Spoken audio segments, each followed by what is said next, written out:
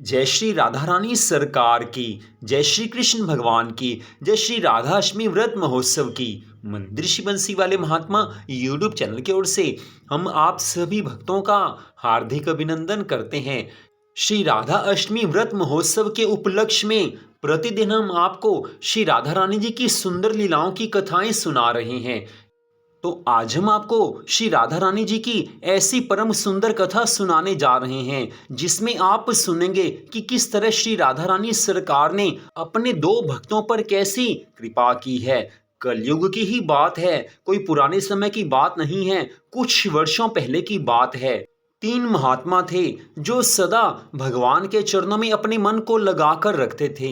बात उस समय की है जब तीर्थ यात्रा पैदल चलकर की जाती थी। उस समय बसों, ट्रेन और बाकी यातायात के साधनों का कोई भी प्रबंध नहीं था। उस समय लोग पैदल ही तीर्थ यात्रा करते थे और वही तीर्थ यात्रा असली होती है जिसमें हम पैदल चलकर जाते हैं। समय लगना चाहिए तभी तो भगवान की कृपा मिलती है। तो तीन महात्मा थे जिनके मन में विचार आया कि हमें अब श्री राधा रानी सरकार के दर्शन करने बरसाना जाना चाहिए। तीनों मित्र हैं, तीनों संत हैं, तीनों महात्मा हैं, तीनों का मन भगवान के चरणों में लगा हुआ है। पैदल यात्रा आरंभ कर दी है। मन में एक ही भाव है कि आज यहाँ से चले हैं, जितनी जल्दी किशोरी जी के दर्शन हो, जितनी जल्दी नंद और यशोदा के दुलारे कन्हैया जी के दर्शन हो, उतनी ही जल्दी आनंद मिलेगा। मन में एक ही भाव है कि अब तो जल्दी जल्दी चलना है। तीनों चल रहे हैं, आपस में ठाकुर जी की लीलाओं की बातें हो रही हैं।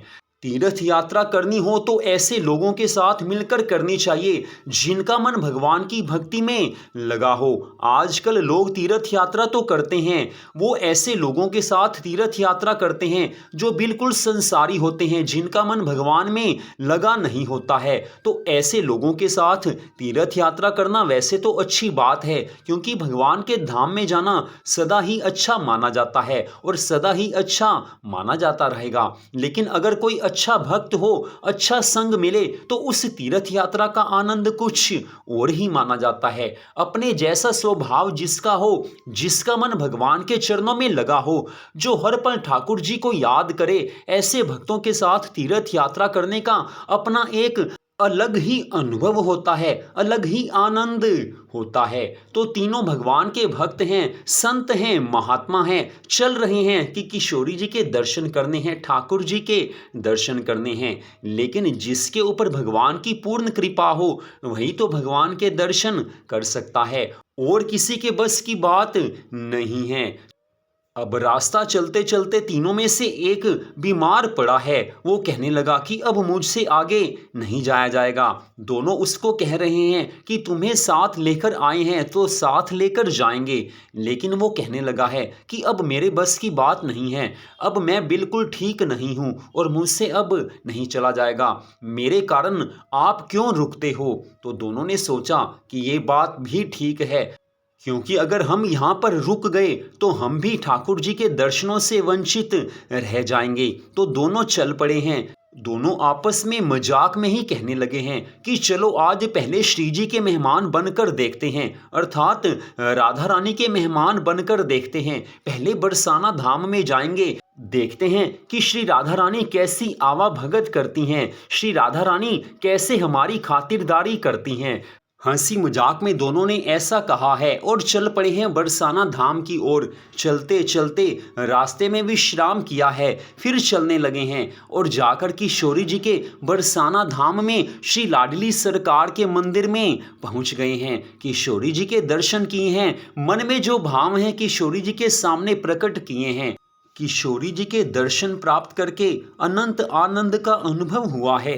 मन में जो भाव हैं वही प्रार्थना की है। किशोरी जी के सामने हाथ जोड़कर बैठ गए हैं, दर्शन कर रहे हैं, आनंद का अनुभव हो रहा है।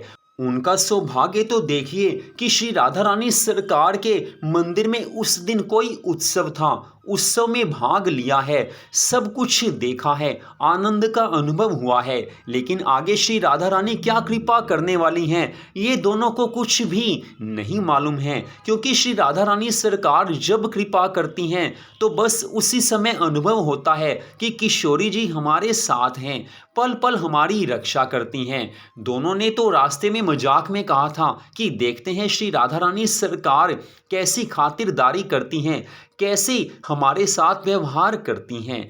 तो दोनों ने उत्सव में भाग लिया है, भंडारे का प्रसाद पाया है, महाप्रसाद पाया है, दोनों अनंत आनंद का अनुभव करने लगे हैं। मन में एक ही भाव है कि किशोरी जी ने कैसी कृपा की है, कि कैसे चले थे, धीरे धीरे चलते चलते पहुंच ही गए और बड़े सुंदर दर्शन श्री राधा रानी सरकार के हुए हैं।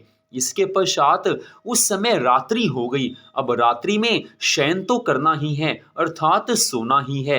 अगले दिन सुबह फिर से किशोरी जी के दर्शन जो करने हैं। अगले दिन सुबह बरसाना धाम में ही श्री लाडली सरकार के मंदिर में किशोरी जी के दर्शन करके उसके पश्चात फिर बरसाना धाम की परिक्रमा करेंगे और आनंद का अनुभव करेंगे। दोनों के मन में ये बात आ चुकी थी। अब रात्रि है, शयन करना है।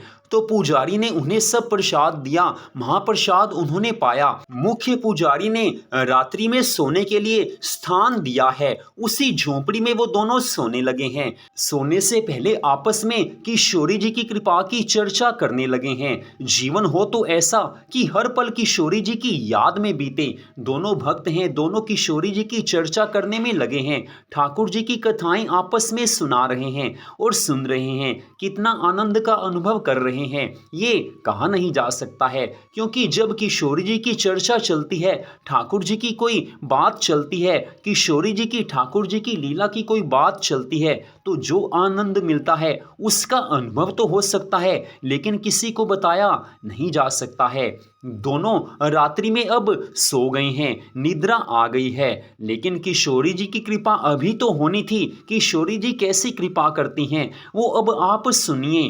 दोनों सो चुके हैं और रात्रि में दोनों को एक ही समय एक सपना आया है। सपने में श्री राधा रानी सरकार 12 वर्ष की बालिका बनकर आई हैं। दोनों को एक ही समय में सपना आया है और दोनों को श्री राधा रानी सरकार कहने लगी हैं कि हमारे मेहमान बनकर आए हो, मैं तो कृपा करूंगी ही करूंगी और कृपा करती रहूंगी। मंदिर से महाप्रसाद तो आपने पा लिया, लेकिन पुजारी आपको पान देना भूल गया है, तो वही पान का प्रसाद मैं आपके लिए लेकर आई हूँ। श्री राधा रानी सरकार स्वप्न में दोनों से ऐसी बात कर रही हैं। दोनों के पास पान के दो दो बीड़े रखे हैं। उसके बाद श्री राधा रानी सरकार उनके स्वप्न से ओझिल हो गई हैं। अब श्री राधा रानी सरकार ने तो अपनी लीला दिखा दी है, दोनों का स्वप्न खुला है। उसके बाद दोनों जाग पड़े हैं, एक दूसरे को अपना अपना सपना सुनाया है और पास में क्या देखा है कि दोनों के पास पान के दो दो बीड़े रखे हुए हैं। बोल श्री राधा रानी सरकार की जय। जी हाँ, दोनों के पास पान के दो दो बीड़े रखे हुए हैं। आज श्री राधा रानी सरकार ने अपनी कृपा दिखा दी है, अपनी शक्ति दिखा दी है, अपना प्रेम दिखा दिया है, अपनी लीला दिखा दी है। श्री राधा रानी सरकार को मीठा पान सबसे प्रिय लगता है, इसी कारण प्रसाद रूप में श्री राधा रानी सरकार ने दोनों भक्तों को मीठा पान प्रसाद में दिया है। और वो पान भी कैसा कि किशोरी जी ने खुद उसे खाया हुआ है, खुद चबाया हुआ है, वो पान का प्रसाद दिया है। जिस तरह से भगवान श्री कृष्ण जी को माखन मिश्री प्रिय लगता है, ठीक ऐसे ही श्री राधा रानी सरकार को मीठा पान प्रिय लगता है। इस कारण श्री राधा रानी सरकार को मीठे पान का भोग अवश्य लगाना ही चाहिए। आज किशोरी जी ने दोनों संत महात्माओं पर बड़ी ज्यादा कृपा की है। दोनों ने रास्ते में आते वक्त हंसी मजाक में ही कहा था कि आज श्री राधा रानी सरकार के मेहमान बनकर देखते हैं कि कैसी खातिरदारी करती हैं। एक यही उनका वाक्य किशोरी जी को छू गया, किशोरी जी के मन को छू गया। यही तो श्री राधा रानी सरकार की सबसे बड़ी महानता है कि वो तो मन के भाव देखती हैं। वो ये नहीं देखती कि कोई कितना बड़ा भक्त है, कितना बड़ा संत है या कितना बड़ा महात्मा है। वो तो मन के भाव को देखती हैं। मन का भाव अच्छा है, मन की भावना अच्छी है तो किशोरी जी एक वाक्य पर ही रीझ जाती हैं। जैसे उन दोनों संत, उन दोनों महापुरुषों के एक ही वाक्य पर किशोरी जी रीझ गई हैं। उन्होंने हंसी विनोद में ये वाक्य कहा था, लेकिन किशोरी जी ने उसको अपने दिल से लगा लिया है, अपने हृदय में उस वाक्य को बैठा लिया है। और उसी कारण श्री राधा रानी सरकार ने दोनों को ऐसा चमत्कार दिखाया है, ऐसी लीला दिखाई है कि वो जीवन भर किशोरी जी को फिर छोड़ ही नहीं सके हैं। श्री राधा रानी जी के नाम का गुणगान सदा वो करते रहे। हर पल किशोरी जी को याद करना, हर पल श्री राधा रानी सरकार की लीलाओं का गुणगान करना उनका केवल एकमात्र धर्म बनकर रह गया था। जीवन बदलता है तो ऐसे ही बदलता है। अपनी भावना सच्ची होनी चाहिए, अपना प्यार किशोरी जी के चरणों में सच्चा होना चाहिए। फिर किस क्षण किशोरी जी हमें अपना लें, श्री राधा रानी सरकार हमारे ऊपर कृपा कर दें, ये कोई नहीं कह सकता है, लेकिन कृपा अवश्य होती है। ये 101% सच्ची बात है, 101% ये बिल्कुल सच्ची बात है। तो किशोरी जी की आराधना जो भी भक्त करते हैं उनके ऊपर किशोरी जी की कृपा प्रकट होगी ही होगी। तो श्री राधा अष्टमी व्रत महोत्सव के उपलक्ष्य में प्रतिदिन आप ये कथाएं सुन रहे हैं, और ये तो इसी कलयुग की कथा है, केवल कुछ वर्षों पहले की ही कथा है। इस कथा को सुनकर ही हृदय में अपार आनंद का अनुभव होता है। तो जिनके साथ किशोरी जी ने ऐसी मधुर लीला की है, जिनके ऊपर ऐसी कृपा की है, उनको कैसा अनुभव हुआ होगा ये कोई अंदाजा भी नहीं लगा सकता है। तो आज की इस परम सुंदर कथा को सुनने के लिए आप सबका हार्दिक धन्यवाद। श्री राधा रानी सरकार की अनंत कृपा सदा आप सब पर, आपके परिवार पर बनी रहे, इसी मंगल कामना के साथ जय श्री राधा रानी सरकार की, जय श्री कृष्ण भगवान की, जय श्री राधा अष्टमी व्रत महोत्सव की। जय जय श्री राधे, जय जय श्री राधे, जय जय श्री राधे श्याम।